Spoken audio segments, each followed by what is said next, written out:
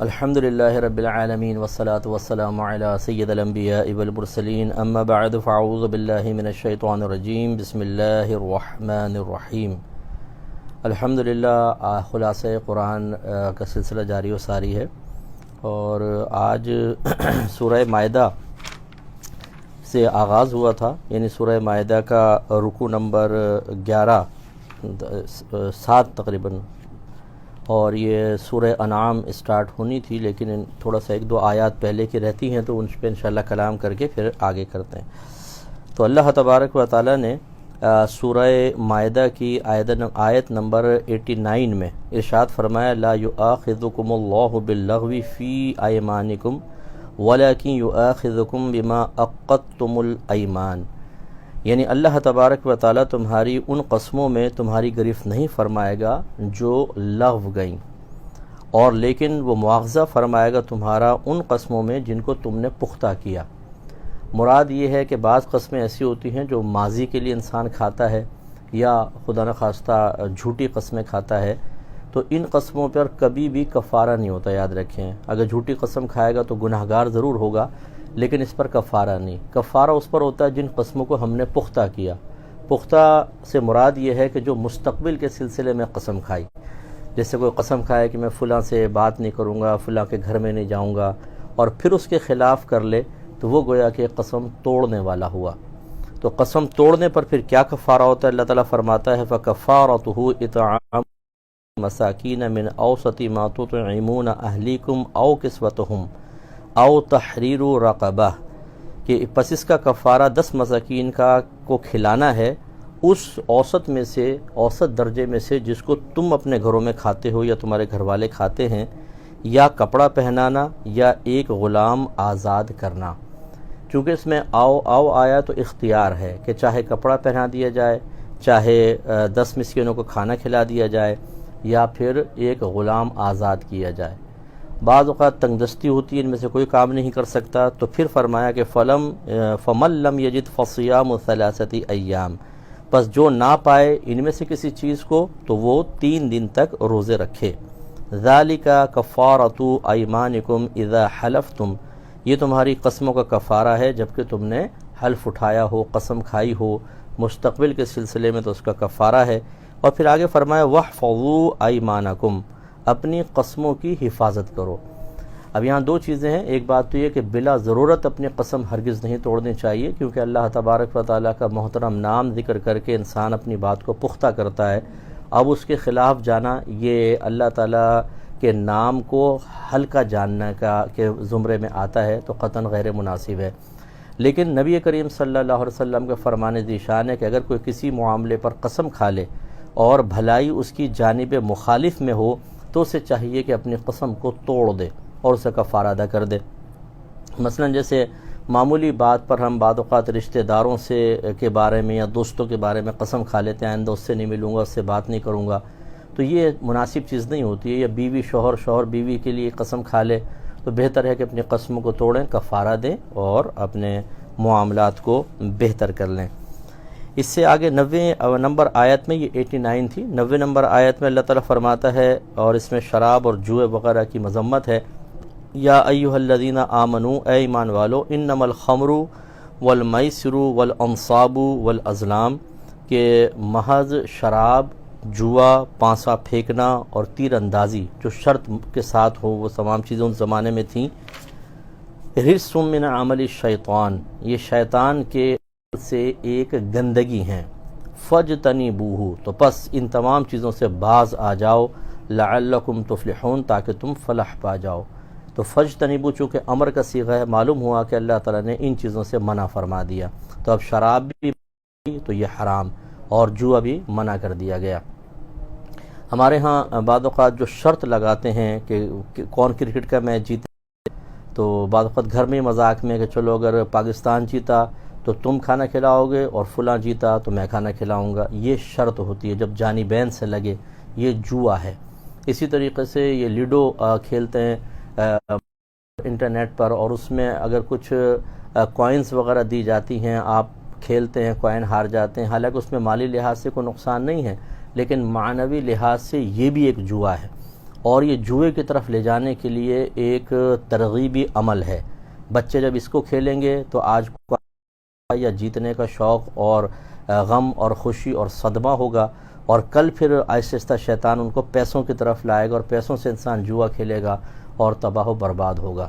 جوا ہوتا ہی یہ ہے کہ جانی جاتی ہے، یہ جو ہار جاتا ہے وہ اس نعمت سے محروم ہوتا ہے، جو جیت جاتا ہے وہ دوسرے کی وہ چیز یا مال لے لیتا ہے۔ ایک دفعہ جوئے کی عادت پڑ جائے تو پھر یہ کبھی چھٹتی نہیں ہے، بہت ہی گندی لت ہے، اس لیے اس قسم کے کھیلوں سے اجتناب کرنا چاہیے۔ اور اللہ تعالیٰ نے فرمایا کہ انما یرید الشیطان، اور محض شیطان ارادہ کرتا ہے ان یوقع بینکم العداوۃ والبغضاء، کہ واقع کر دے تمہارے درمیان بغض اور دشمنی، فی الخمر والمیسر، شراب میں اور جوئے میں، اور جوئے کے ذریعے تمہارے درمیان بغض پیدا کر دے اور عداوت پیدا کر دے۔ تو یہ جو بڑے بڑے جواری ہوتے ہیں، بہت سے لوگ ہمیں سن رہے ہوں گے جو کروڑوں روپے اپنے لگا دیتے ہیں، جب ہار جاتے ہیں تو جیتنے والے کے دل میں شدید قسم کا بغض پیدا ہو جاتا ہے، اور بعض اوقات انتقامی کارروائی اور بعض اوقات قتل تک کرنے سے گریز نہیں کرتے ہیں۔ اسی طرح شراب پینے کے بعد انسان الٹی سیدھی حرکتیں کر کے اپنے قریبی لوگوں کو بھی اپنا دشمن بنا لیتا ہے۔ وَيَصُدَّكُمْ عَنْ ذِكْرِ اللَّهِ وَعَنِ الصَّلَاةِ، اور شیطان کس چیز کا ارادہ کرتا ہے کہ اس چیز کا کہ تمہیں روک دے اللہ تبارک و تعالیٰ کی یاد سے اور نماز سے۔ اور ایسی ہوتا ہے جب کوئی شراب پی لے، جوئے کھیلے، تو کہاں وہ نماز کا ہوش رہے گا۔ فَهَلْ أَنْتُمْ مُنْتَهُونَ، تو کیا تم رکنے والے ہو؟ تو یہ اللہ تعالیٰ نے گویا کہ پہلے حکم دیا اور پھر سمجھایا کہ اس میں بہت سارے نقصانات ہیں، اس سے اجتناب ہی کرنا بہتر ہے۔ پھر آیت نمبر 100 میں اللہ تعالیٰ فرماتا ہے قُلْ لَا يَسْتَوِي الْخَبِيثُ وَالطَّيِّبُ وَلَوْ أَعْجَبَكَ كَثْرَةُ الْخَبِيثِ فَاتَّقُوا اللَّهَ يَا أُولِي الْأَلْبَابِ لَعَلَّكُمْ تُفْلِحُونَ۔ اے پسند آئے تجھے کثرت الخبیث، خبیث کی کثرت تجھے پسند آئے لیکن وہ تیرے حق میں بہتر نہیں، فاتقوا اللہ، پس اللہ تعالیٰ سے ڈرو، یا اولی الالباب، اے عقل والو، لعلکم تفلحون، تاکہ تم فلاح پا جاؤ۔ اس کا مطلب ایک طرف حلال ایک طرف حرام ہو، اور حرام کثیر ہو، تو چاہے حرام کثیر ہو لیکن حلال حرام کبھی برابر نہیں ہوتے، حلال کی طرف ہی ہاتھ بڑھانا چاہیے۔ ایسی بعض اوقات کچھ ایسے دوست ہوتے ہیں جو گندے اور برے ہوتے ہیں، ان کی صحبت بری ہوتی ہے، ذہن کو گندہ کرتے ہیں اور نفسانی خواہشات کی تکمیل میں معاون ہوتے ہیں، جبکہ جو نیک پرہیزگار دوست ہوتے ہیں عموماً نفس ان کی صحبت کو زیادہ لائق نہیں کرتا ہے، کیونکہ وہاں پاکیزہ بات ہوگی، نہ غیبت ہے، نہ چغلی ہے، نہ کسی کی برائی ہے، نہ بغض ہے، نہ لیگ پولنگ ہے، نہ کوئی اور گندہ کام ہے، تو عمومی طور پر نفس خبیث کو پسند کر لیتا ہے۔ تو اللہ تعالیٰ نے بیان فرما دیا کہ خبیث اور طیب کبھی برابر نہیں ہو سکتے ہیں۔ وہ احمق شخص ہوگا کہ جو گندگی کو، جو حرام کو، جو خباثت کو طیب چیزوں کے اوپر فوقیت دے کر بھی سمجھے کہ میں عقل مند ہوں۔ اور اکثر ہمارے مسلمان ایسے ہی ہیں، ہماری اکثر ٹیلی فون اٹھا کر دیکھ لیں، اپنا فون اٹھا کر دیکھ لیں، اس کی کانٹیکٹ لسٹ کے اندر نیک پرہیزگار لوگوں کے کانٹیکٹس بہت ہی کم ہوں گے، زیادہ تر فاسق، فاجر، بے نمازی، شرابی، جواری، زانی، ایک سے ایک فراڈیا، حرام کھانے والا، ان سب کے کانٹیکٹ ہوتے ہیں۔ لیکن نیک لوگوں سے ہم رابطہ رکھنا نہیں چاہتے، اور ہم سمجھتے ہیں کہ جو دیندار ہے، داڑھی والا ہے، امامے والا ہے، نمازی ہے، یہ دنیا کی بیکار ترین مخلوق ہے۔ تو میدان محشر میں آپ کو پتہ چلے گا کہ بیکار کون ہے اور کارآمد کون ہے۔ بڑے بڑے سیٹ، بڑے بڑے شرابی، جواری، زانی اور دنیا کی طاقت رکھنے والے اپنے کارناموں سمیت اگر وہاں پہنچے تو شرم سے سر جھکائے کھڑے ہوں گے، اور اگر آپ نے ان کو لائک کیا تھا آپ بھی ان کے ساتھ کھڑے ہوں گے۔ اس وقت ان کمزوروں کو دیکھ کر جو نیک تھے، پرہیزگار تھے، متقی تھے، لیکن دنیاوی لحاظ سے آپ کی نگاہوں میں جچے نہیں، وہ جب عزت کے ساتھ جنت کی طرف جاتے ہوں گے، اس وقت آپ کو اپنی سمجھداری اور عقل مندی پر بہت زیادہ افسوس ہوگا۔ اچھا، آپ جب میں کہہ رہا ہوں آپ میں سے ہر ایک مراد نہیں ہے، مطلب ایسے لوگ کہ جو اس طرح کی سوچ رکھتے ہیں، ایسی تھنکنگ ہے ان کی کہ دیندار آئے تو چہرہ بن جائے، اور دنیا دار فاسق فاجر شرابی آئے تو کھڑے ہو کے گلے لگائیں اور بانچھیں کھل جائیں، حرام کھانے والا آئے تو ہم اس کو عزت سے بٹھائیں، اور بیچارہ کوئی دیندار آئے تو اسے ایک چھوٹی سی کرسی پیش کر دی جائے۔ یہ سب پتہ چلے گا میدان محشر میں۔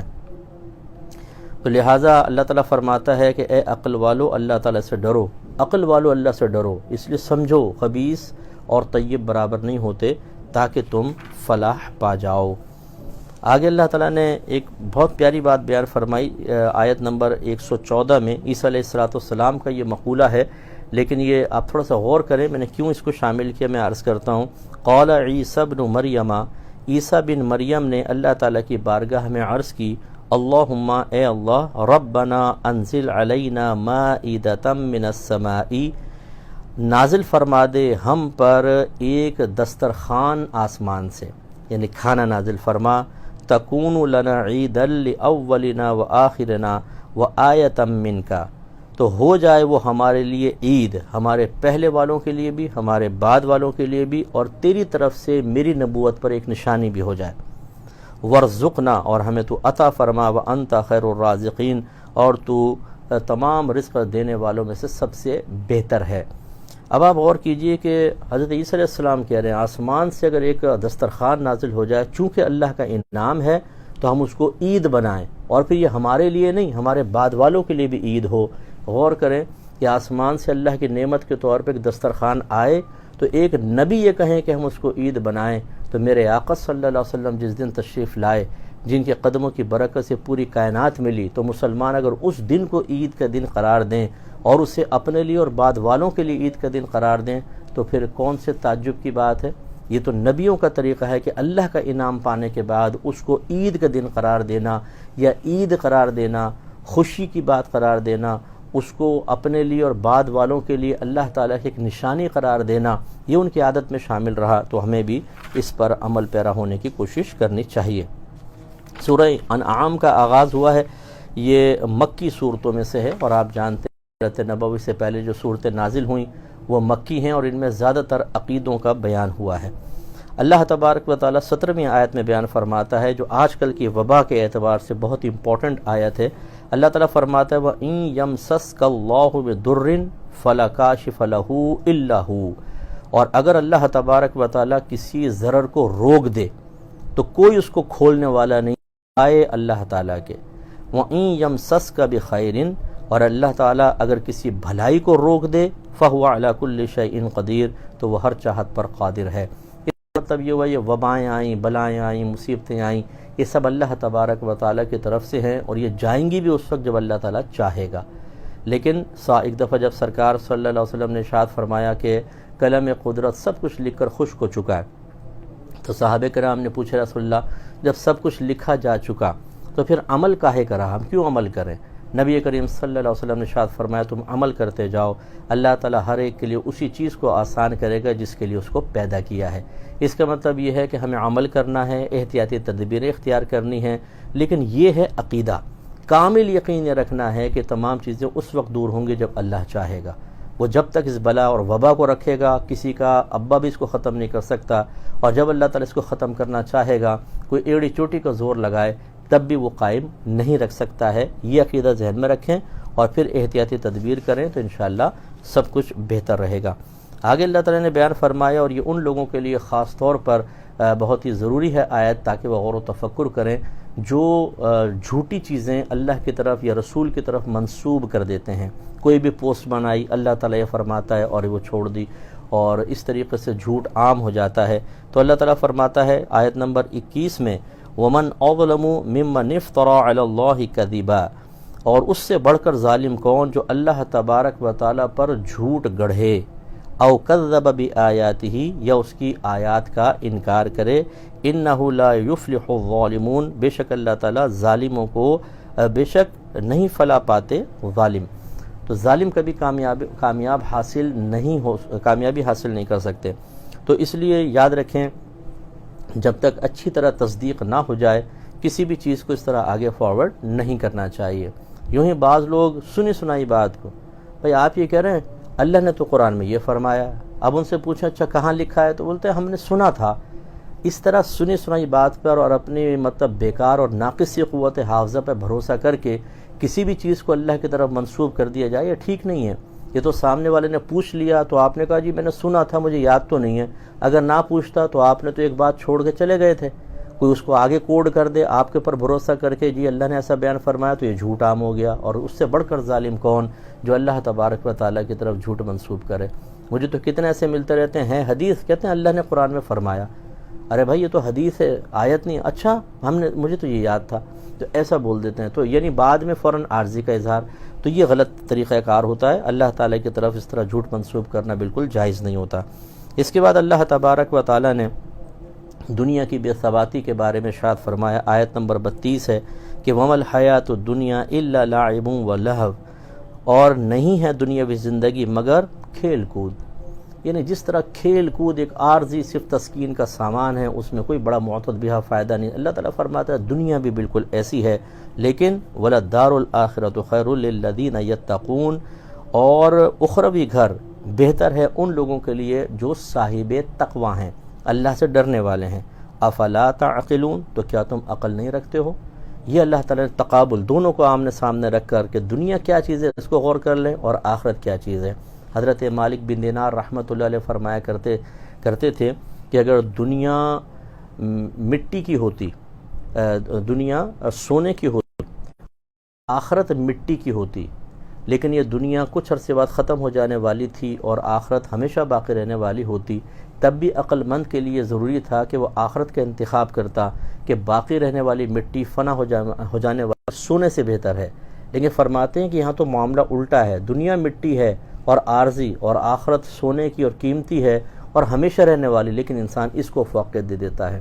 تو یہ فوقیت جو دیتا ہے، جو دنیا کو سب کچھ سمجھے، وہ مطلب اپنے نفس کی خاطر قطع تعلق کرنا، وراثت دبانا، قرض دبا لینا، امانت دبا لینا، قتل و غارت، جھوٹ بولنا، تھوڑے تھوڑے فائدوں کے لیے عورتیں گھر کے اندر کس طریقے سے اپنے اپنے گروپ بنا کر کسی کو ذلیل کر رہی ہیں، کسی کو بدنام کر رہی ہیں، حسد کر رہی ہیں۔ کیوں کر رہی ہیں؟ دنیا کی محبت کی وجہ سے۔ اتنی ہی محنت جتنی یہ خواتین نا ڈرامے دیکھ دیکھ کر اپنے ذہنوں کو تیز کر چکی ہیں، پالش کر چکی ہیں، اور کہتی ہیں چھوڑوں گی نہیں، اب میں ایسا جال بنوں گی، دیکھتی ہوں کیسی باہر نکلے گی۔ جتنی پلاننگ آپ بھابھی کو پھنسانے کے لیے، ساس کو پھنسانے کے لیے، نندوں کو مروانے کے لیے کر رہی ہیں، اتنی اگر سمجھداری کے ساتھ اللہ تعالیٰ اس کے رسول کو راضی کرنے کے لیے، آخرت کے لیے کام کرتی تو پتہ نہیں کہاں سے کہاں پہنچ جاتی۔ لیکن ہماری ساری کوشش کس کے لیے؟ دنیا کے لیے، دنیا بہتر ہو جائے، اور یہ کمبخت بہتر ہو کر نہیں دیتی۔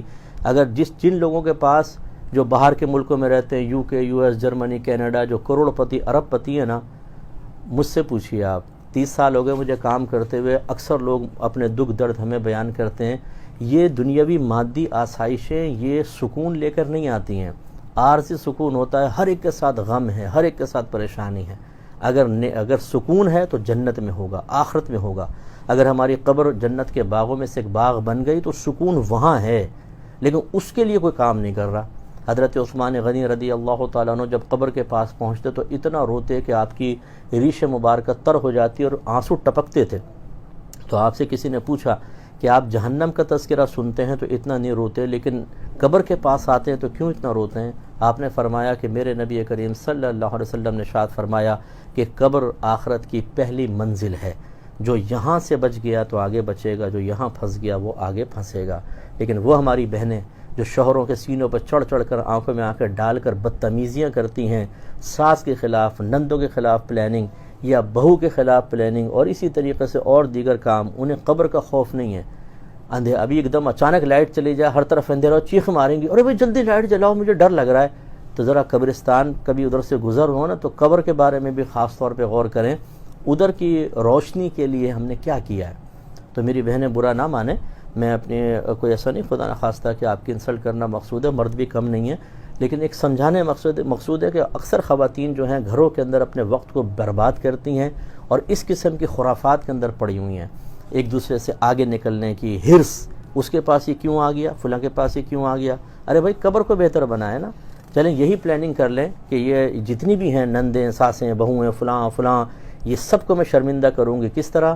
آخرت میں درجے پا کے، وہاں یہ سب پیچھے ہوں گی، میں آگے نکل جاؤں گی۔ یہ کریں نا، یہاں پر میرے پاس سونا زیادہ ہو، میرے پاس مکان ہو، میرے پاس گاڑی ہو، اور میرا شوہر سب سے اچھا ہو، اور یہ پلاننگ کر کے انہی کے پیچھے لگی ہوئی ہیں، پھر میدان معاشر میں پیچھے رہ جائیں گی، کیا فائدہ ہوگا؟ اصل تو وہ کامیابی ہے۔ اس لیے اللہ تعالیٰ نے جو بیان فرمایا اس پر غور کریں، کیونکہ اللہ نے یہ عقل مندوں کے لیے فرمایا، فلا تعقلون، کیا تم عقل نہیں رکھتے ہو؟ سمجھدار آدمی ہمیشہ آخرت کو دنیا پر فوقیت دے گا۔ پھر 50ویں آیت میں، سورہ انعام کی 50ویں آیت، نبی کریم صلی اللہ علیہ وسلم نے یہاں علم غیب سے متعلق جو بات بیان فرمائی، یعنی اللہ نے کوڈ فرمائی، یہ بڑی توجہ طلب ہے۔ اللہ تعالیٰ نبی کریم کا قول اللہ تعالیٰ بیان فرماتا ہے، قل، اے حبیب کریم صلی اللہ علیہ وسلم آپ فرمائیے، لا اقول لکم عندی خزائن اللہ، میں نہیں کہتا ہوں تمہارے لیے کہ میرے پاس اللہ کے خزینے ہیں، ولا اعلم الغیبہ، اور نہ میں یہ کہتا ہوں کہ میں غیب کو جان لیتا ہوں، ولا اقول لکم انی ملکن، اور نہ میں یہ کہتا ہوں کہ بے شک میں ایک بادشاہ ہوں، ان اتبع الا ما یوحى الی، میں تو صرف اسی کی اتباع کرتا ہوں جو میری طرف وحی کی جاتی ہے۔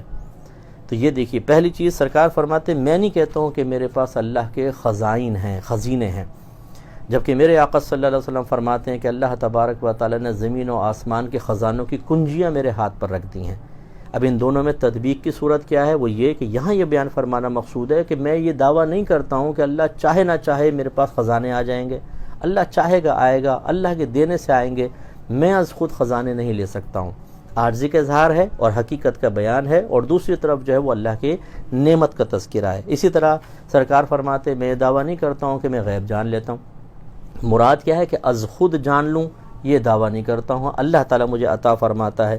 اور اسی طرح سرکار فرماتے میں نہیں کہتا ہوں کہ میں ایک بادشاہ ہوں، میں تو ایک اللہ کا بندہ ہوں، نبی ہوں، اور میری طرف جو وحی کی جاتی ہے وہ میں بیان کرتا ہوں۔ تو اس کا مطلب یہ ہوا کہ نبی کریم صلی اللہ علیہ وسلم یہاں جو کہہ رہے ہیں کہ میں یہ دعویٰ نہیں کرتا ہوں کہ میرے پاس خزینے ہیں، اس سے مراد ذاتی بغیر اللہ کے دیے خزینے نو، عطائی کا دعویٰ ضرور ہے۔ اسی طرح عطائی علم غیب، عطائی کا مطلب اللہ کا عطا کردہ، یہی مسلمان کا عقیدہ ہے کہ نبی کریم صلی اللہ علیہ وسلم کے لیے جب تک کوئی ثبوت نہ ہو، دلیل نہ ہو، کوئی چیز ثابت کرنا قطعاً غیر مناسب ہے۔ بعض اوقات جوش عقیدت میں انسان نقصان کا شکار ہوتا ہے، اور جو حدیثوں میں آ گئی یا قرآن میں آ گیا اس کا انکار کرنا یہ بھی غلط ہوتا ہے، اور یہ افراط و تفریط کے درمیان ہی چلنا چاہیے۔ آیت نمبر 54 کے اندر اللہ تعالی ارشاد فرماتا ہے کہ کتب ربکم علی نفسہ الرحمہ، تمہارے رب نے اپنی ذات پر رحمت کو لازم کر لیا ہے، انہ من عامل منکم سوءا بجہالۃ، بس بے شک جو بھی تم میں سے کوئی برا عمل کرے جہالت کے سبب، ثم تاب من بعدہ، پھر اس کے بعد وہ توبہ کر لے، وہ اصلح، اور اپنے اعمال کی اصلاح کر لے، فانہ غفور رحیم، تو بے شک اللہ تبارک و تعالی بخشنے والا مہربان ہے۔ اس کا مطلب یہ ہوا کہ ہمیں اللہ کی رحمت سے کبھی مایوس نہیں ہونا چاہیے۔ ہو جاتے ہیں گناہ، بہت سے ایسے ہوں گے شاید جو عادی شرابی ہوں، عادی زانی ہوں، جنہوں نے بہت زیادہ لوگوں کو ستایا ہو، جنہوں نے کسی کو جان سے ہی مار دیا ہو۔ اللہ کی رحمت بہت بڑی ہے، اللہ تعالیٰ خود فرما رہا ہے نا کہ اس نے اپنی ذات پر رحمت کو لازم کر لیا ہے۔ اللہ کی رحمت سے مایوس ہونے کا مطلب یہ ہے ان تمام آیات کا انکار کرنا یا ان میں شک میں مبتلا ہونا، اور یہ کفر تک پہنچا سکتا ہے۔ جو گناہ ہوئے اللہ کی بارگاہ میں توبہ کریں، اگر لوگوں کے حق سلب کیے ہیں تو ان سے معافی طلب کریں، ان کے حق ان کو ادا کریں، اور اللہ کی بارگاہ میں رجوع کریں، انشاءاللہ اللہ تبارک و تعالی سارے گناہ بخشنے پر قدرت رکھتا ہے۔ پھر 59 آیت میں اللہ تعالیٰ فرماتا ہے وَعِندَهُ مَفَاتِحُ الْغَيْبِ لَا يَعْلَمُهَا إِلَّا هُوَ، اور اسی کے پاس یعنی اللہ تعالیٰ کے پاس غیب کی کنجیاں ہیں، نہیں جان سکتا اسے یا نہیں جانتا ہے انہیں صرف اللہ تبارک و تعالیٰ۔ اب یہ دیکھیں علم غیب کے بارے میں مسلمان کا عقیدہ یہی ہے کہ اللہ تعالیٰ نے اپنے حبیب کو بہت کچھ عطا فرمایا، لیکن ہم یہ دعویٰ کبھی نہیں کرتے کہ اللہ کے نبی کا علم اللہ کے علم کے برابر ہے۔ بہت سارے علوم ایسے ہیں جو اللہ نے اپنے حبیب کو بھی نہیں دیے ہیں، کیونکہ اگر سارے علوم کا دعویٰ کر دیا جائے تو اللہ کے علم سے برابری لازم آئے گی، اور یہ شرک ہے۔ اللہ نے اپنے حبیب کو اتنا دیا جس کی ہمارے نزدیک کوئی انتہا نہیں ہے، ہم اس کی انتہا تک نہیں پہنچ سکتے، لیکن بہرحال اللہ کا علم لامتناہی، اور کہیں نہ کہیں جا کے نبی کریم کے علم کی انتہا ہے، لیکن ہم اس انتہا تک نہیں پہنچ سکتے، اس لیے ہم کہتے ہیں بھی بہت لامحدود علم ہے سرکار کے پاس، لیکن اللہ کے مقابلے میں تو نہیں ہے۔ یہ مراد ہے کہ اللہ کے پاس ہی خزانوں کی غیب کی کنجی، غیب کی چابیاں ہیں، اور اللہ ہی ان کو جانتا ہے۔ اب اللہ تعالیٰ کسی کو دینا چاہے تو اس کی مرضی ہے، اور وہ اپنے رسولوں کو جتنا چاہتا ہے وہ دیتا ہے۔ اور آگے اللہ تعالیٰ نے بیان فرمایا کہ وَيَعْلَمُ مَا فِي الْبَرِّ وَالْبَحْرِ، اور اللہ تعالیٰ جانتا ہے ان تمام چیزوں کو جو خشکی میں ہیں اور جو سمندر میں ہیں۔ خشکی پہ دیکھیں انسان ہیں، جنات ہیں، فرشتے ہیں، چرندے ہیں، پرندے ہیں، درندے ہیں، چونٹیاں ہیں، پتے ہیں، ریت کے ذرات ہیں، بیکٹیریاز ہیں، سب کو اللہ جانتا ہے. ایسی پھر سمندر کی مخلوق کو. وما تسقط من ورقۃ، اور نہیں گرتا ہے کوئی پتا الا یعلمها، مگر اللہ اس کو جانتا ہے. ایک پتا بھی گرے تو اللہ جانتا ہے اس وقت پتا گر رہا ہے. ولا حبۃ فی ظلمات الارض، اور کوئی بھی دانہ جو زمین کی اندھیروں کے اندر گرے اللہ اس کو بھی جانتا ہے. ولا رطب ولا یابس الا فی کتاب مبین، اور ہر تر چیز، ہر خشک چیز ایک کتاب مبین میں ہے. وہ لوح محفوظ، اس میں سب لکھا ہوا ہے. اور ہمارے اکابرین نے فرمایا کہ لوح محفوظ ہمارے نبی کریم صلی اللہ علیہ وسلم کے علم کا ایک ادنا سا حصہ ہے. اب آپ اندازہ کریں کہ اس میں کتنی چیزیں ہیں، اور میرے آقا اس کو جانتے ہیں، اور اللہ کا علم تو لامحدود ہے، کتنا ہوگا. اس سے بس یہ بیان کرنے مقصود ہے ہمارے وہ بھائی بہنیں خاص طور پر جو بہت جلد اللہ سے مایوس ہو جاتی ہیں. کوئی دعا مانگ رہی ہیں بیٹی کی شادی کی، بیٹے کے انٹرویو میں پاس ہونے کی، شوہر کے نیک بننے کی، باہر کے ویزے کی، کسی بیماری کے ختم ہونے کی، لیکن جب کچھ عرصے تک دعا کروا کر یا خود کر کے کامیابی حاصل نہیں ہوتی تو شیطان بہکاتا ہے.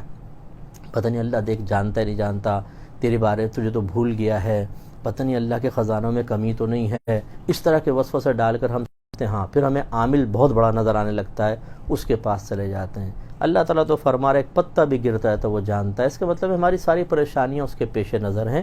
اس کے باوجود اگر اس کی طرف سے کچھ دیر ہوتی ہے تو اس میں ہزارہ حکمتیں ہیں، اور ہمیں چاہیے کہ اپنے رب کی رضا پر راضی رہیں.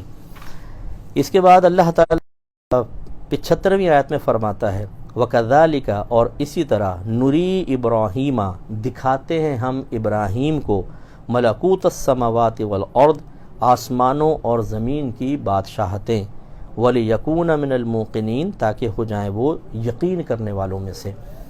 وَكَذَلِكَ، یہ کاف سے شروع ہوا. کاف مثلیہ جارہ کہلاتا ہے، یعنی یہ ایک چیز کو دوسری چیز کی مثل جب ہم ثابت کرنا چاہتے ہیں یا بیان کرنا چاہتے ہیں تو اس کو لاتے ہیں. جیسے ہم کہیں زید کالاسدی، زید شیر کی مثل ہے. اس کا مطلب ہے جب بھی کاف آئے گا وہاں دو چیزیں ہوں گی، ایک وہ جس کی مثل کسی کو قرار دیا جا رہا ہے، دوسرا وہ جس کو قرار دیا جا رہا ہے. تو یہاں فرمایا کہ اسی طرح ہم ابراہیم کو دکھاتے ہیں. اس کا مطلب ابراہیم کو کسی اور کی مثل دکھایا گیا ہے. تو کس کی مثل دکھایا گیا ہے؟ علماء فرماتے ہیں وہ ہمارے نبی کریم صلی اللہ علیہ وسلم ہیں. فرق یہ ہے کہ ابراہیم علیہ السلام کو ایک پہاڑ پر کھڑا کیا گیا. مفسرین فرماتے ہیں اللہ نے فرمایا ابراہیم آسمان کی طرف دیکھیے، آپ نے دیکھا ساتوں آسمان کھول دیے گئے، ایک ایک نعمت نظر آئی. پھر فرمایا نیچے دیکھے، نیچے دیکھا تو ساتوں زمینوں کی چیزیں آپ کو دکھا دی گئیں ایک جگہ کھڑا کر کے. یہ ابراہیم علیہ السلام خلیل اللہ کا مقام. اور جب اپنے حبیب کریم صلی اللہ علیہ وسلم کو دکھانے کی باری آئی تو اللہ نے خصوصی اہتمام کر کے سرکار کو وہاں تک پہنچایا اور ہر چیز آپ کو، بہت ساری چیزیں آپ کو دکھائیں. تو یہ فرق ہے ان دونوں کا. اور جب ابراہیم علیہ السلام کو زمین و آسمان کی تمام چیزوں پر اطلاع دی گئی تو خود سوچیے ہمارے نبی کریم صلی اللہ علیہ وسلم کے علم کا عالم کیا ہوگا. اور یقین یاد رکھیں، ابراہیم علیہ السلام تو پہلے یقین کرنے والے تھے، لیکن یقین میں اضافہ ہوتا رہتا ہے. جیسے جیسے چند آیات نازل ہوئیں، صحابہ کرام نے ان کو سیکھا اور ان پہ یقین کر لیا. پھر اور آیتیں نازل ہوئیں تو ان کا بھی یقین حاصل ہوا تو پہلے والے یقین میں اضافہ ہوا. اس طرح ہوتا ہے بعض اوقات کہ یقین میں اضافہ ہوتا ہے. جیسے آپ کو مجھے یقین ہے کہ ہمیں مرنا ہے، لیکن جب تک موت نہیں آئے گی کیسے پتہ چلے گا؟ جب مریں گے ہم اس یقین میں اضافہ ہوگا. ہمیں پتہ ہے کہ قبر میں یہ ہوگا، منکر نکیر وغیرہ آئیں گے، یقین ہے، لیکن جب دیکھیں گے اس یقین میں اضافہ ہوگا. اسی طرح یقین میں اضافہ ہوتا رہتا ہے. تو اللہ تبارک و تعالیٰ اپنے محبوب بندوں کو بہت سی نشانیاں دکھاتا ہے تاکہ ان کے یقین میں اضافہ ہو. تو اس کا مطلب یہ نہیں ہوتا کہ پہلے ان کو یقین حاصل نہیں تھا اب یقین دلوایا، بلکہ یقین پہلے بھی حاصل تھا، اس کے اندر اضافہ اور اس میں تقویت پیدا کرنا مقصود ہوتا ہے. ہمیشہ ذہن میں یہ رکھیے گا. پھر آیت نمبر 103 میں اللہ تعالیٰ نے ارشاد فرمایا لا تدرکہ الابصار، اللہ تبارک و تعالیٰ آنکھیں اللہ تعالیٰ کا ادراک نہیں کر سکتی. وہو یدرک الابصار، اور وہ آنکھوں کا ادراک کر سکتا ہے. وہو اللطیف الخبیر، اور وہ لطیف خبیر ہے. یہاں ادراک سے مراد ہے دیکھنا، اور اس کا مطلب یہ ہوتا ہے جب تدرک کا لفظ استعمال ہو اس طرح دیکھنا کہ سامنے کسی چیز کا احاطہ کر لیا جائے. جیسے یہ میرا ہاتھ ہے، آپ کو نظر آ رہا ہے، مجھے بھی نظر آ رہا ہے دور سے، لیکن اگر میں اس کو آنکھ کے بالکل ادھر کر کے دیکھوں تو مجھے صرف ہتھیلی کا اتنا حصہ نظر آ رہا ہے. فرق کیا ہے؟ پہلے میری آنکھ پورے ہاتھ کا احاطہ کر رہی ہے، لیکن جب میں اس کو قریب کر لیتا ہوں تو صرف اتنا حصہ، ہاتھ اب بھی نظر آ رہا ہے لیکن اب اس کا احاطہ نہیں ہے۔ یہ کہنا کا مقصد ہے کہ اللہ تعالیٰ کو دیکھا جا سکتا ہے لیکن کوئی آنکھ اس کی ذات کا احاطہ نہیں کر سکتی۔ ایسا نہیں کہ جیسے میں اس وقت کیمرے کو دیکھ رہا ہوں، آپ میری ذات کو دیکھ رہے ہیں، ایسا اللہ تعالیٰ میں نظر آ جائے، نہیں۔ جب ہم قیامت میں بھی اللہ تعالیٰ کو دیکھیں گے اس کی ذات کا احاطہ ممکن نہیں ہوگا، زیارت ہوگی لیکن ذات کا احاطہ نہیں ہوگا، کیونکہ اللہ تعالیٰ کی ذات کسی گھیرے میں نہیں آ سکتی ہے۔ یہ عقیدہ بس ذہن میں رکھیں۔ اب جو بعض لوگ کہتے ہیں کہ جی نبی کریم صلی اللہ علیہ وسلم نے اللہ تعالیٰ کا دیدار نہیں کیا سفر معراج پر، تو وہ اپنی عقلی دلیل لاتے ہیں، جو میں انشاءاللہ جب سفر معراج کا ذکر آئے گا وہاں پہ بالتفصیل اس مسئلے کو ذکر کروں گا۔ وہ ایک آیت لاتے، مطلب ایک حدیث پیش کرتے ہیں، سیدہ عائشہ صدیقہ رضی اللہ تعالیٰ عنہ نے یہی آیت بیان کر کے کہا کہ کوئی آنکھ اللہ تعالیٰ کا احاطہ ہی نہیں کر سکتی، تو نبی کریم نے جو یہ دعویٰ کرے کہ نبی کریم نے اللہ کو دیکھا اس نے جھوٹ کہا۔ ہم کہتے ہیں بالکل ٹھیک بات ہے، لیکن یہاں وہی آپ نے یہ آیت پڑھی، اس کا مطلب ہے کہ اگر کوئی یہ دعویٰ کرے کہ نبی کریم نے اس طرح اللہ کی زیارت کی کہ پوری ذات کا احاطہ ہو گیا، یہ بالکل جھوٹ بولا اس نے، ہم بھی کہیں گے۔ لیکن اس طرح زیارت کرنا کہ پوری ذات کا احاطہ نہ ہو اور ذات بھی نظر آ جائے، یہ ہمارے نبی کریم صلی اللہ علیہ وسلم نے ضرور کی ہے اور حضرت ابن عباس کی روایات سے ثابت ہے۔ یہ فرق ذرا ذہن میں رکھیے گا۔ پھر 118 119 آیت میں اللہ تعالیٰ نے بڑی پیاری بات بیان فرمائی اور میں توجہ چاہوں گا کہ فَكُلُوا مِمَّا ذُكِرَ اسْمُ اللَّهِ عَلَيْهِ إِن كُنتُم بِآيَاتِهِ مُؤْمِنِينَ، پس کھاؤ تم ان چیزوں میں سے کہ جن پر اللہ کا نام ذکر کیا گیا ہو اگر تم اللہ تعالیٰ کی آیات پر یقین رکھنے والے ہو۔ وَمَا لَكُمْ أَلَّا تَأْكُلُوا مِمَّا ذُكِرَ اسْمُ اللَّهِ عَلَيْهِ، اور کیا ہے تمہیں کہ تم ان چیزوں کو نہیں کھاتے جن پر اللہ تبارک و تعالیٰ کا نام ذکر کیا گیا۔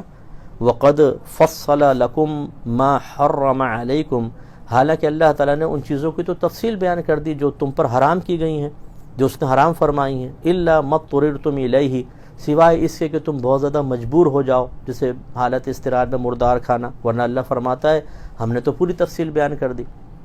وَإِنَّ كَثِيرًا لَا يُضِلُّونَ بِأَهْوَائِهِمْ بِغَيْرِ علم، اور بے شک کثیر ایسے ہیں جو ضرور گمراہ ہوتے ہیں اپنے خواہشوں کی وجہ سے بغیر علم کے، جہالت میں۔ إِنَّ رَبَّكَ هُوَ أَعْلَمُ بِالْمُعْتَدِينَ، بے شک تیرا رب وہ حد سے بڑھنے والوں کو خوب جانتا ہے۔ اب تھوڑی سی توجہ کیجئے گا، ہمارے ہاں جب نیاز ہوتی ہے، نیاز کے مطلب اور نیاز اور فاتحہ میں فرق کیا ہے؟ کوئی کھانا وغیرہ پکا کر عام آدمی کے ایصال ثواب کا اہتمام کیا جائے تو اس کو فاتحہ کہتے ہیں۔ اگر کسی بزرگ کے لیے یہ عمل ہو تو اس کو نیاز سے تعبیر کرتے ہیں۔ نیاز میں ہوتا کیا ہے؟ کھانا صرف اللہ کے لیے پکے گا، ثواب بھی اللہ دے گا، اللہ کا ہی قرب حاصل کرنا مقصود ہوگا، لیکن ہمارا ارادہ یہ ہوتا ہے کہ یہ کھانا جب لوگ کھائیں گے اللہ جو ثواب دے گا یہ ثواب فلاں بزرگ کو بھی پہنچ جائے۔ بتائیے اس میں غلط کیا ہے؟ اب کوئی کہے کہ ہم نیاز نہیں کھاتے کیونکہ آپ نے اس کو غوث پاک کی طرف منسوب کر دیا، یہ جہالت کی بات ہے۔ جب حضرت سعد رضی اللہ تعالیٰ عنہ نے سرکار کی بارگاہ میں عرض کیا رسول اللہ صلی اللہ علیہ وسلم میری والدہ فوت ہو گئی ہیں، میں چاہتا ہوں کہ ان کو کوئی ایصال ثواب کروں، ان کو کوئی فائدہ پہنچاؤں، تو رحمت کونین صلی اللہ علیہ وسلم نے فرمایا پانی، یعنی آپ پانی پلوائیں۔ تو آپ نے روڈ کے کنارے کنواں کھودا اور اس پہ ایک تختی لگائی، اس پہ لکھا تھا لی امی سعدن، سعد کی ماں کے لیے۔ ارادہ یہ تھا کہ لوگ پانی پئیں گے ثواب میری والدہ کو پہنچے گا۔ اب دیکھیں اجازت کون دے رہے ہیں؟ نبی کریم۔ پانی پلا رہے ہیں، ثواب والدہ کو پہنچے گا، اور اس کو منسوب کر دیا اپنی والدہ کی طرف۔ اب بتائیں اس پانی پہ غیر اللہ کا نام لکھا ہوا ہے کہ نہیں لکھا ہوا؟ یا بولا آپ جو بھی پوچھے گا وہ یہی کہے گا کہ بھئی یہ سعد کی والدہ کے لیے ایصال ثواب کے لیے ہے، تو کیا اس وجہ سے وہ غلط ہو جائے گا؟ اس کا مطلب ہوا لی ام سعدین کہنا جائز، تو یہ کہنا یہ نیاز غوث پاک کی ہے، یہ خواجہ صاحب کی نیاز ہے، یہ بی بی فاطمہ کی نیاز ہے، یہ داتا صاحب کی نیاز ہے، یہ صرف سمجھانے کے لیے ہے۔ یہ نہیں ہے کہ ان سے ہم ثواب چاہتے ہیں، ان کا قرب چاہتے ہیں، وہ ہمیں مطلب یہ کہ ان کی رضا کے لیے کھانا بنایا، نہیں، وہ تو اللہ کے لیے بنایا۔ اب اس تناظر میں ذرا اس آیت کا ترجمہ دوبارہ دیکھیے۔ اللہ تعالیٰ فرماتا ہے پس کھاؤ تم ان چیزوں میں سے جن پر اللہ کا نام ذکر کیا گیا ہو اگر تم اللہ کی آیات پر ایمان رکھتے ہو۔ اور کیا ہے تمہیں کہ تم ان چیزوں کو نہیں کھاتے کہ جن پر اللہ تبارک و تعالیٰ کا نام ذکر کیا گیا، حالانکہ اللہ تعالیٰ نے حرام چیزیں تو جو حرام کی تھیں وہ تو تفصیل سے بیان کر دی، اس میں کہیں نیاز کا ذکر ہے تو بتائیے۔ تو اس لیے خلاصہ کلام، اور پھر آگے یہ دیکھیں بیان فرمایا کثیر ایسے ہیں جو اپنی خواہشوں کی وجہ سے، جہالت کی وجہ سے گمراہ ہو جاتے ہیں۔ تو کوئی برا نہ مانے، لیکن توجہ کیجئے کہ مسلمانوں کو اس طرح بغیر کسی معقول وجہ کے تعویلی آیات سے مشرک قرار دینا، گناہگار قرار دینا، اور معاذ اللہ نیاز کو حرام کہنا، اور اگر کہیں سے نیاز آ جائے تو اس کو کچرے کے ڈھیر میں پھینک دینا، یہ میدان محشر میں پتہ چلے گا کہ جس چیز پر اللہ کا نام ذکر کیا گیا، اللہ تو فرماتا ہے اگر تم اللہ کی آیات پر ایمان رکھتے ہو تو اس میں سے کھاؤ، تو پھر پتہ چلے گا آخرت میں کہ اللہ کا نام جن چیزوں پہ ذکر کیا گیا ان کو نالیوں میں پھینکنے کا کیا انجام ہے۔ آگے 141ویں آیت میں اللہ تعالیٰ فرماتا ہے وَلَا تُسْرِفُوا، اور تم اسراف نہ کرو، اِنَّهُ لَا يُحِبُّ الْمُسْرِفِينَ، بے شک اللہ تعالیٰ اسراف کرنے والوں کو محبوب نہیں رکھتا ہے۔ اسراف کا مطلب ہوتا ہے اللہ تعالیٰ کی نعمت کو اس طرح خرچ کرنا کہ نہ اس میں دین کا فائدہ ہو نہ دنیا کا فائدہ ہو، یہ اسراف ہے۔ اور نعمت ذہن بھی ہے، آنکھیں بھی ہیں، ناک سانس لینا بھی ہے، زبان ہے، ہاتھ ہیں، پیر ہیں، مال ہے، وقت بہت بڑی نعمت ہے۔ ان تمام پہ ہمیں غور کرنا ہوگا کہ ہم انہیں کس طرح صرف کر رہے ہیں، کوئی دنیا کا فائدہ ہے، دین کا فائدہ ہے، اگر ہے تو ٹھیک، اگر نہیں ہے تو سمجھ لیں یہ اسراف ہے، اس سے اجتناب کرنا چاہیے۔ اس کے بعد آیت نمبر 181 میں اللہ تعالیٰ فرماتا ہے وَلَا تَقْتُلُوا أَوْلَادَكُم مِّنْ إِمْلَاقٍ، اور تم اپنی اولاد کو بھوک کی وجہ سے، رزق کی وجہ سے ہلاک نہ کرو، نحن نرزقکم وإیاہم، ہم تمہیں بھی رزق دیں گے اور انہیں بھی رزق دیں گے۔ تو یہ اس سے ایک تو یہ کہ جو پہلے لوگ تھے، بعض قبائل تھے عرب لوگ، وہ بچیاں پیدا ہوتی تھی مار دیتے تھے یا بچوں کو اس وجہ سے کہ کیسے کھلائیں گے پلائیں گے، وہ تو ہے ہی ہے۔ اب یہاں ایبورشن کا ایک مسئلہ ذہن میں رکھ لیجئے کہ اگر کوئی بہن پیگننٹ ہو جاتی ہیں اور اس وجہ سے بچہ ضائع کروانے کا ذہن بنائیں، کھلائیں گے پلائیں گے کہاں سے، ہمارے گھر میں تو پہلے تنگ دستی ہے، وہ یہ ہے۔ اگر 4 ماہ سے پہلے کیا تب بھی گناہ ضرور ہے، کفران نعمت، لیکن یہ قتل نہیں ہے۔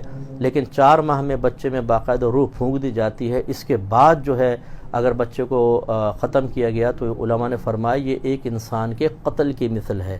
اس لیے ابورشن کروانا یہ کہ جی ہماری اولاد ہم ختم کریں، آپ ہر چیز کے اگر مالک ہے تو خودکشی کیوں نہیں کر لیتے؟ آپ کا جسم ہے کر لیں، آج کل تو نعرے لگ رہے ہیں میرا جسم میری مرضی کے۔ تو خلاصہ کلام یہ ہے کہ ہر چیز کے ہم مالک نہیں، ہر چیز میں ہمیں اختیار حاصل نہیں، علماء سے پہلے ہدایت حاصل کریں۔ بعض صورتوں میں ابورشن جائز بھی ہو سکتا ہے لیکن اجازت لے کر، ویسے نہیں ہو سکتا کہ آپ سوچے سمجھے بغیر کریں، تو پھر وہ اس آیت کے زمرے میں بھی آ سکتا ہے۔ اور اللہ تعالیٰ فرماتا ہے کہ وَلَا تَقْرَبُوا الْفَوَاحِشَ مَا ظَهَرَ مِنْهَا وَمَا بَطَنَ، اور کھلی ہوئی اور چھپی ہوئی فحش چیزوں کے قریب نہ جاؤ۔ بعض ایسے گناہ ہوتے ہیں جو اعلانیہ طور پر ہوتے ہیں، بعض سب سے چھپ کر کیے جاتے ہیں، اللہ تعالیٰ دونوں سے منع فرما رہا ہے۔ وَلَا تَقْتُلُوا النَّفْسَ الَّتِي حَرَّمَ اللَّهُ إِلَّا بِالْحَقِّ، اور کسی جان کو قتل نہ کرو جس کو اللہ نے حرام فرمایا سوائے حق کے۔ حق کا مطلب یہ ہے جیسے کوئی قاتل ہے اسے سزا دینا، ریاست سزا دے رہی ہے، پھانسی پہ چڑھایا جاتا ہے، کسی کو مارا جاتا ہے، یا حالت جنگ کے اندر جان کو ہلاک کیا جاتا ہے دشمن کو، تو یہ تو ٹھیک ہے حق پر ہے۔ ناحق کسی کو مارنا اللہ تعالیٰ منع فرما رہا ہے۔ اور آخری آیت لے لیتے ہیں، آخری من جاء بالحسنۃ، یہ اس امت پر جو کرم ہے اس کا اظہار ہے کہ اگر ہم نیکی کرتے ہیں تو کم از کم 10 تو ملتی ہیں، ایک کے بدلے میں 10، زیادہ بھی اللہ دیتا ہے، اور گناہ کریں تو ایک کے بدلے میں 1 ہے، یہ اللہ کی رحمت ہے۔ ارشاد ہوتا ہے کہ من جاء بالحسنۃ، اور جو نیکی لے کر آئے، فلہ عشر امثالھا، تو اس کے لیے اس کی مثل 10 ہیں۔ ومن جاء بالسیئۃ، اور جو کوئی برائی لے کر آئے یعنی برائی کا ارتکاب کر بیٹھے، فلا یجزا الا مثلھا، تو نہ بدلہ دیا جائے گا اسے مگر اسی ایک کے مثل۔ وہم لا یظلمون، اور وہ ظلم نہیں کیے جائیں گے۔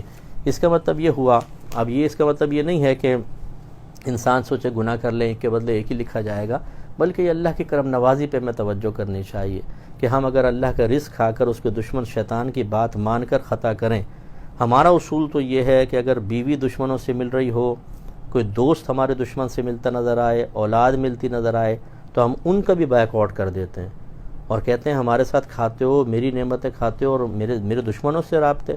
لیکن جب اللہ تبارک و تعالیٰ کی باری آتی ہے تو ہم انتہائی ظالمانہ ایک رویہ اختیار کرتے ہیں کہ اس کے دشمن نفس اور شیطان سے دوستی، اللہ تعالیٰ سے دوستی کم۔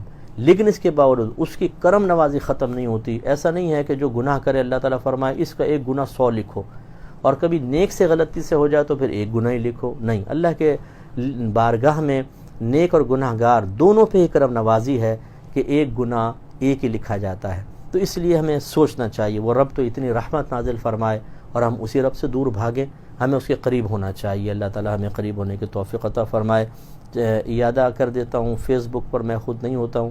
اگر کوئی صاحب مفتی اکمل بن کے آپ سے کانٹیکٹ کر رہے ہیں تو وہ جھوٹا آدمی ہے. میرا اکاؤنٹ ہی نہیں ہے فیس بک پہ، پرسنل نہیں ہے. آفیشیل ہے جو الفرقان کا ہے جس پہ آپ دیکھ رہے ہیں، لیکن میرا اپنا پرسنل کوئی اکاؤنٹ نہیں. جتنے بھی مفتی اکمل یا مفتی اکمل مدنی کے نام سے بنے ہوئے ہیں ہمارے آفیشیل پیج کے علاوہ، باقی سب جو ہیں وہ فیک ہیں یا کسی نے محبت میں بنائے ہوں گے، لیکن بہرحال میں وہاں پر نہیں ہوتا ہوں. اور اسی طریقے سے اگر آپ کو ہماری اکیڈمی کو کوئی ڈونیشن وغیرہ دینی ہو، آپ براہ راست صرف مجھ سے رابطہ کیجئے. اگر دینا ہو کچھ تو آپ ادھر ادھر جائیں گے اور کوئی معاملہ غلط ہوگا تو پھر وہ آپ قصوروار ہوں گے. 0321244744 یہ میرا بڑا مشہور نمبر ہے، میں نے سب کے لیے عام کیا ہوا ہے. تو اس پر آپ ڈائریکٹ کانٹیکٹ کریں اور یہ آپ کو پیج وغیرہ پہ مل بھی جائے گا. تو کوشش کیجئے کہ قرآن کے قریب آئیں، اللہ کے قریب آئیں اور اس مہینے میں خاص طور پہ اچھے عمل کریں. دعا کر لیتے ہیں. بسم اللہ الرحمن الرحیم. الحمدللہ رب العالمین والصلاة والسلام علی سید الانبیاء والمرسلین. یا ارحم الراحمین یا ارحم الراحمین یا ارحم الراحمین. مالک مولا ہم سب کا یہاں جمع ہونا اپنی بارگاہ میں قبول و منظور فرما لے. ہم سب پر اپنی خصوصی رحمتیں برکتیں نازل فرما. اے اللہ تعالی ہماری تمام فکریں، پریشانیاں، مصیبتیں، آفتیں، ذہنی ٹینشنز دور فرما دے. جو ہمارے کام اٹکے ہوئے ہیں غیب سے ان کے حل کے لیے امداد عطا فرما. ہمیں حاسدوں کے حسد، شریروں کے شر، دشمنوں کے دشمنی، ناگہانی آفات، جادو ٹونے، آسیب، نظر بد اور نفس و شیطان کے شرور سے محفوظ فرما دے. اے مالک مولا جو بھائی بہن اولاد کے غم میں مبتلا ہیں، اللہ تعالیٰ ان کو اس غم سے نجات عطا فرما. ان کی اولاد کو ان کے قریب آنے، ان کی فرما برداری کرنے اور انہیں سمجھنے کی توفیق عطا فرما. جو ماں باپ اپنی اولاد سے بیجا ناراض ہیں، انہیں شفقت کرتے ہوئے ان کو معاف کر دینے کی توفیق عطا فرما. اللہ تعالیٰ جن میاں بیوی میں آپس میں ناچاقیاں ہیں، مس انڈرسٹینڈنگز ہیں، اللہ تعالیٰ سب ختم فرما دے. اپنے آپ کو بہت ہی عاجزی کے ساتھ ایک دوسرے کے ساتھ قریب کرنے کی توفیق عطا فرما. اے اللہ تعالیٰ جن کی خصوصی طور پہ اولاد ہے انہیں اپنے اولاد کے لیے اچھا رول ماڈل بننے کی توفیق عطا فرما. یا رب کریم جس طرح ہم سب یہاں جمع ہوئے میدان محشر میں نبی کریم صلی اللہ علیہ وسلم کے دامن میں آپ کے سائے میں جمع ہونے کی توفیق عطا فرمانا، اور پھر آپ کی شفاعت کے صدقے میں جنت الفردوس میں آپ کی خصوصی مجالس میں جمع ہونے کی توفیق عطا فرمانا.